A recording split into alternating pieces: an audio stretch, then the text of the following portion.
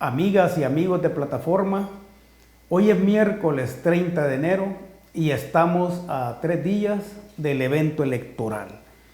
Un saludo a los compatriotas que me escriben y me ven desde los Estados Unidos, México, Suecia y obviamente acá en El Salvador. Hasta el momento, la coyuntura electoral es la que ha estado marcando todo lo que se dice, se piensa, se hace y se calla en El Salvador.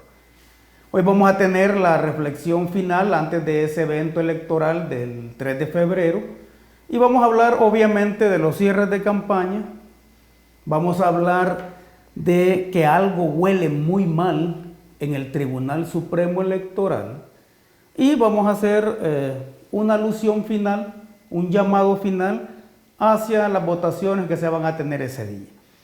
Bueno, en primer lugar, en el caso de los cierres de campaña, cada partido lo hizo según su propio estilo, ¿no? En el caso de Arena tuvimos un cierre de campaña que no estuvo focalizado, sino que se dispersó en varios puntos. En el caso del FMLN, su cierre de campaña fue haciendo uso de lo que mejor maneja, que es la capacidad de movilización. En este caso, una movilización que contó con mucha ayuda del aparataje del Estado, pero en todo caso se hizo una movilización muy importante. Y en el caso de Nayib Bukele, su cierre de campaña lo hace donde obviamente es su referente en términos de la gestión que él puede llegar a hacer y que es el centro histórico de San Salvador. Ahora, los sentimientos al interior de cada cierre de campaña eran distintos. Tenemos en el caso de Arena y del FMLN que los sentimientos al interior de ese cierre de campaña eran sentimientos que podemos definir como desesperación. Y en el caso del cierre de campaña de Bukele, pues podríamos definirlo como sentimientos de esperanza. En estos últimos 20 años de bipartidismo, realmente lo que estamos viendo son una serie de situaciones que han llevado de la desilusión al desencanto a la población. El bipartidismo nos ha tenido en los últimos 30 años, hagamos un periodo un poco más largo, viviendo de promesas. Y las promesas no se traducen en la mesa del pueblo. Por ejemplo, hemos vivido de promesas o el bipartidismo nos ha estado dando promesas, pero en el caso particular, la Universidad de El Salvador sigue siendo la universidad pública con el menor presupuesto de toda la región centroamericana. Y si a esos 30 años le sumamos un par de décadas más en las cuales empezó a ser la universidad con el menor presupuesto, entonces estamos hablando de medio siglo en el cual la Universidad Pública de El Salvador tiene el menor presupuesto de la región. Y por otro lado, tenemos una libertad de expresión que realmente no tiene oídos. Es decir, nosotros podemos decir que en los últimos 20 años la libertad de expresión se ha mejorado. Sin embargo, es una libertad de expresión que no tiene oídos. La gente puede expresar que tiene hambre, por ejemplo, pero eso no resuelve su comida del tiempo siguiente.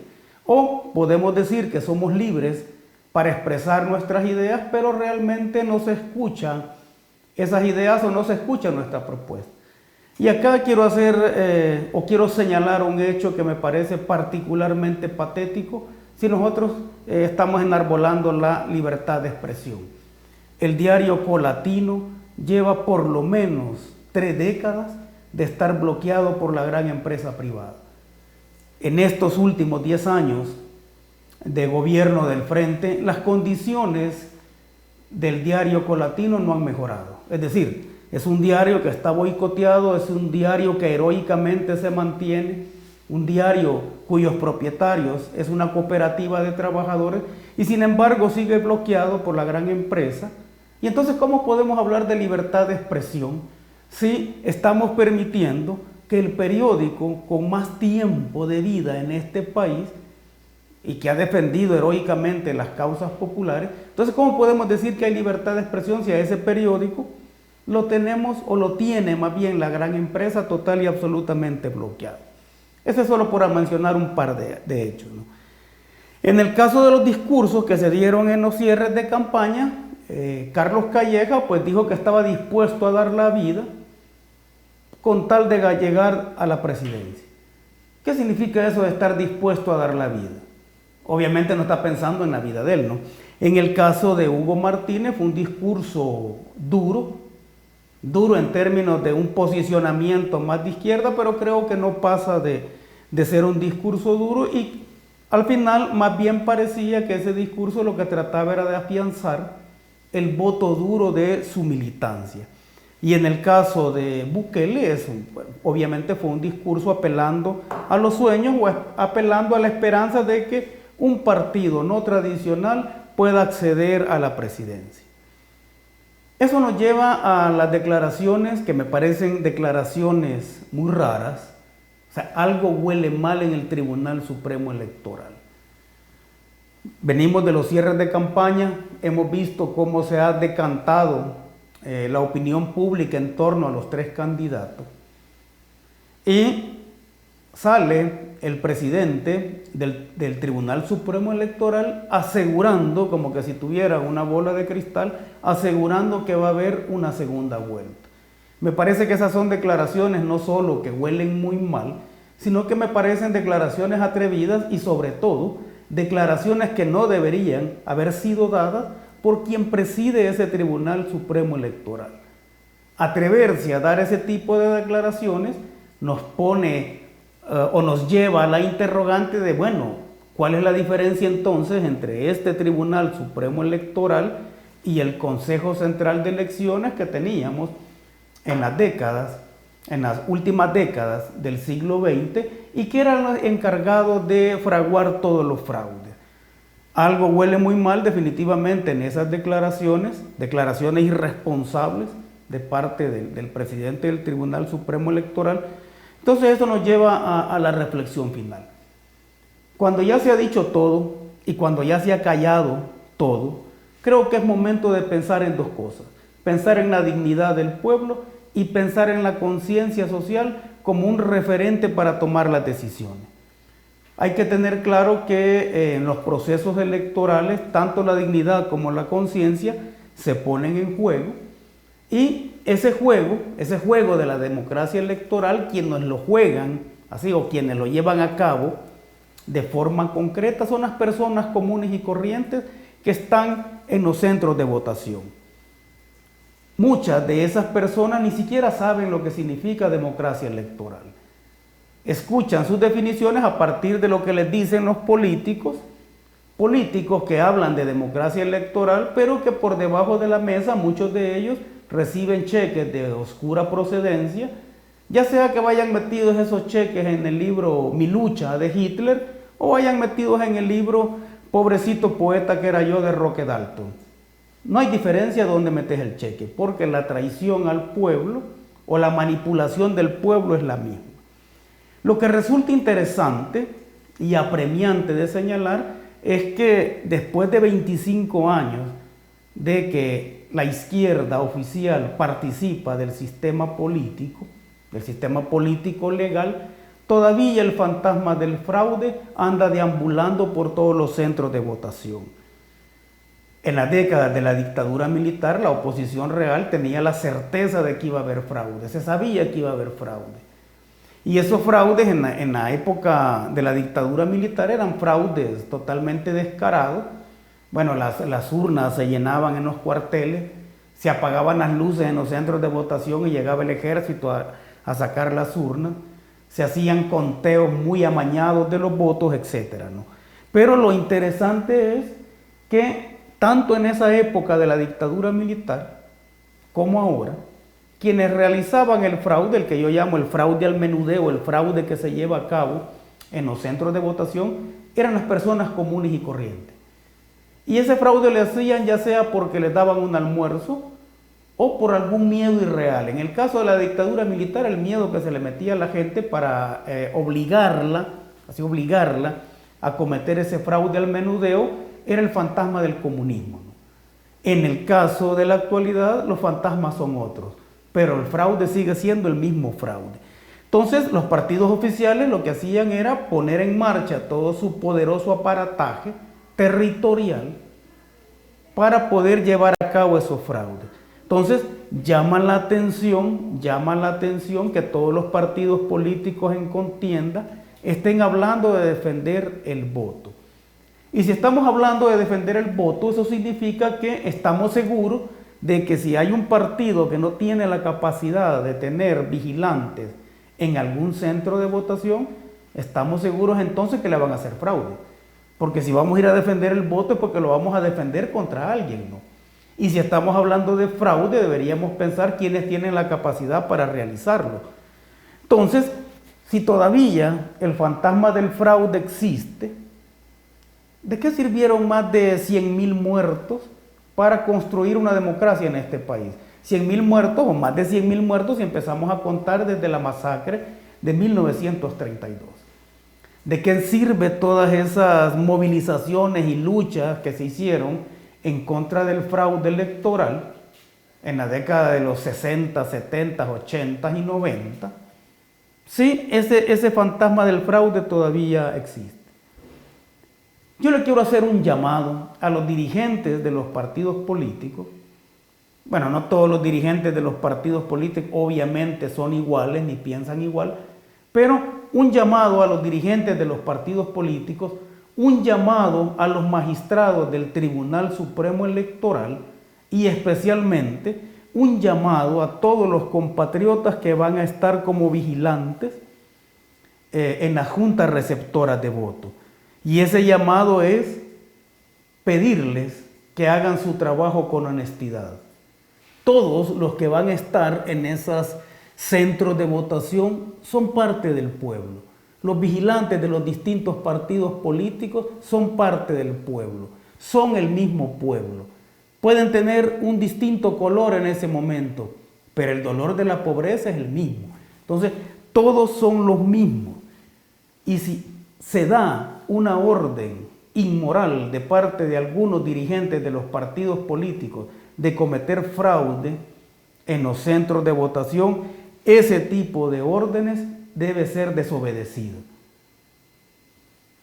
Cuando alguien roba un voto en una urna electoral, no le está robando un voto a un partido político, le está robando el voto a su hermano, a su vecino, a su compañero de trabajo, a sus compañeros de estudio. A ellos se les está robando un voto. Un fraude no deja de ser fraude si lo hacemos en nombre del pueblo. Un fraude no deja de ser fraude si nosotros creemos que lo estamos haciendo con buena intención. Ningún militante y ningún magistrado e incluso ningún mando medio de los partidos políticos está obligado a obedecer una orden inmoral de cometer fraude. Es más, estamos obligados nosotros, como pueblo, como votantes que tenemos miles y miles de muertos para llegar a esta democracia electoral, estamos obligados a denunciar ese tipo de hechos. Llama la atención y este llamado es que la preocupación del fraude se vuelve mucho más grande después de las declaraciones dadas por el presidente del Tribunal Supremo Electoral. Entonces, repito, el pueblo debe ser el defensor del pueblo. Pero cuando estamos hablando de eso, estamos hablando de defender el voto de todos, pues. Si todos somos pueblo, los votantes somos pueblo. Entonces, si se hace una campaña para defender el voto, debemos defender incluso el voto que está en contra del partido político que yo estoy defendiendo en este momento. Es una abominación pensar, solo el hecho de pensar en hacer fraude. Es una abominación robarle votos a otro ciudadano. Es totalmente una obscenidad hacerlo eso. En la dictadura militar nosotros lo sabíamos de esos fraudes y luchamos contra esos fraudes. Por eso hubo muertos, presos, ¿sí? Por eso hubo muchas pérdidas. Y en la época de los 70 y 80, cuando militábamos en las organizaciones sociales y en el movimiento guerrillero, la crítica era precisamente a la perversidad de cometer fraude. La crítica era precisamente a la perversidad que tenían los partidos oficiales de hacer propaganda como partido y hacer propaganda como gobierno. Entonces, la pregunta a estas alturas sería, ¿de qué sirve la democracia electoral si está bañada en fraude? ¿De qué sirve hacerse llamar revolucionario, hacerse llamar demócrata o nacionalista si traicionamos la decisión del pueblo? ¿De qué sirve todo eso si no somos capaces de aceptar que cuando nos metemos al juego electoral se puede ganar o se puede perder, ¿no? La satanización de los sueños para convertirlos en herejías o para convertirlos en saltos al vacío, como se menciona hoy, bueno, eso lo menciona el candidato de Arena y el candidato del FMLN, la satanización de los sueños para convertirlos en herejías o para fomentar el miedo, es algo necesario en todas las luchas populares. Eso quedó claro en las homilías de Monseñor Romero. Entonces, esa satanización, ¿por qué se da? Porque la verdad siempre es satanizada.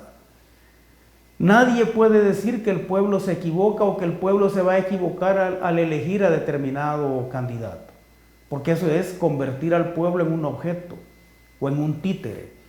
Y en el peor de los casos es privatizarle los sueños al pueblo, en el sentido de que si yo creo que el pueblo se va a equivocar, entonces yo decido por él y hasta cometo fraude para que no se equivoque. Así empiezan las dictaduras. Todas las dictaduras han empezado así, pensando en que se están tomando decisiones en favor del pueblo. Pero el punto es este: si no se toma en cuenta la decisión que ha tomado el pueblo, entonces estamos traicionando a esos pueblos, estamos traicionando toda una lucha que se tuvo, y entonces lo que podríamos hacer en este momento es salir a quemar todos los libros que hablan de esa lucha, porque definitivamente no se está honrando la memoria de esos mártires de la lucha en El Salvador. ¿Cuál es el legado? Y aquí específicamente que estamos hablando de ¿cuál es el legado que van a dejar los dos partidos que hoy funcionan como esa estructura bipartidaria en este país? Los programas sociales.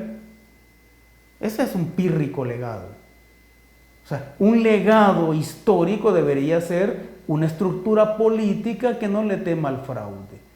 Un legado histórico podría ser que en El Salvador se cuente o se tome en cuenta la opinión del pueblo. La excusa de los que defienden al bipartidismo es el hecho de que eso genera gobernabilidad democrática. Eso es totalmente absurdo.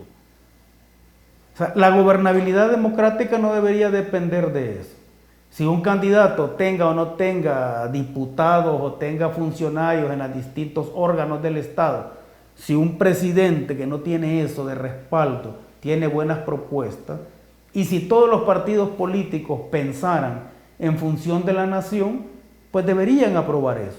Pero ese es otro mensaje también. Ese es un mensaje que se le manda así subliminalmente a Nayib Bukele, en el sentido de decir, bueno, mire, si gana las elecciones, obviamente va a ser bloqueado en todos los esfuerzos. Yo creo que si eso se da, estaríamos prácticamente echando al trasto toda la lucha que ha tenido este pueblo. O sea, yo no puedo concebir que un pensamiento que se defina como revolucionario esté pensando en fraude.